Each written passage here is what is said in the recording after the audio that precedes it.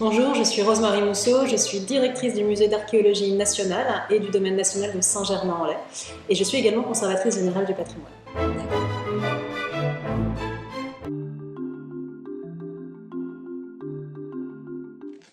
Alors être directeur d'un musée d'archéologie, c'est à la fois être en prise avec le monde de l'archéologie, le monde académique, et en même temps plein de partenaires qui sont répartis sur le terrain. Et être directrice d'un musée national aussi, c'est quelque part répondre à des problématiques qui sont à la fois de l'articulation, je dirais, de grandes politiques publiques portées par le ministère de la Culture, des grandes politiques publiques portées aussi par le ministère de l'Éducation nationale avec lequel nous sommes partenaires. Alors, mon parcours universitaire, il a démarré quand j'étais toute jeune post-lycéenne avec un choix d'orientation vers les classes préparatoires aux grandes écoles. Et à l'issue de ces premières années classes préparatoires aux grandes écoles, la question de fond qui était celle de travailler sur les sociétés de l'Antiquité s'est posée. J'ai rejoint l'école du Louvre et en parallèle, j'étais aussi à l'université de Paris-Sorbonne pour des lettres classiques. À l'école du Louvre, j'ai eu la chance de rencontrer quelqu'un qui m'a beaucoup orientée et qui était l'ancien président du Louvre, Jean-Luc Martinez, et qui m'a orientée vers l'université de Paris 10 Nanterre parce que je souhaitais travailler sur les Étrusques en particulier, sur la Grande Grèce, et il m'a fait rencontrer celle qui a été ma directrice de recherche à Nanterre, Agnès Rouvray, avec qui j'ai travaillé de manière assez étroite sur les pratiques alimentaires des sociétés pré-italiques. Mais j'ai découvert à Nanterre autre chose. J'ai découvert ce qui a été une forme de première famille universitaire, une forme également d'échange assez libre. On avait comme ça pu co-diriger un certain nombre de séminaires de doctorants. Quelque part, ça a été un foyer intellectuel assez important.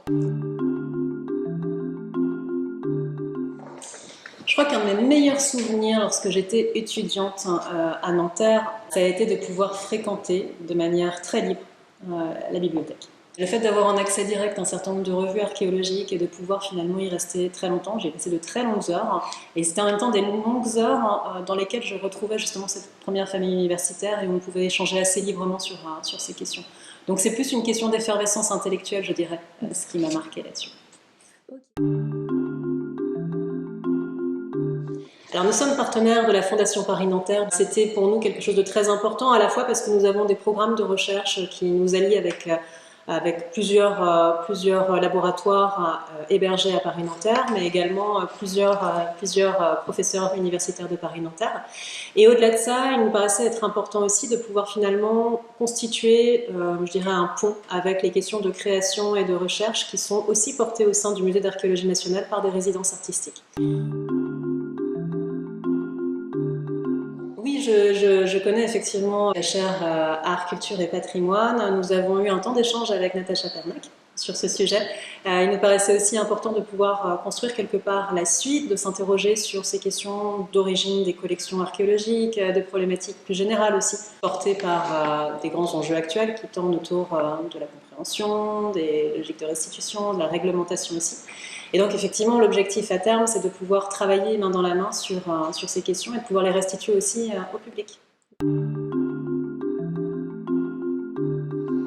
Alors l'énorme avantage, c'est quelque part de pouvoir bénéficier aussi des retours d'expérience de ceux qui vous ont précédé. Moi je trouve que c'est vraiment une des premières choses, c'est de partager finalement ce qui a été ces années un peu fondatrices et comment on fait aussi germer des parcours professionnels derrière. On a tous des parcours très différents et quand je vois avec le recul du temps aussi ce que sont devenus les uns et les autres, je peux vraiment vous le dire qu'on est tous très différents de manière générale. Mais on a eu cette à cœur finalement à la fois de réfléchir et d'essayer de construire quelque chose à partir de notre formation initiale en fait à l'Université de Paris-Nanterre.